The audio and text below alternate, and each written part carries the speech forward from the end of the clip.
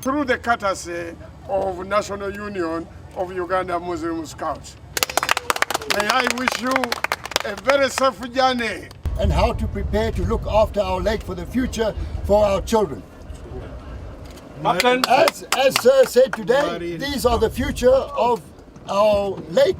Those small children one day will... Mukolo gwe gw'okwaniriza ttooki. Ttooki eno etambudde Uganda yonna ng'eraga nti Obusikawutu bumaze okuweza emyaka 100 beddu gye tuyita centenary oba century. Emikolo emikulu gijja kutandika nga 18 ng'era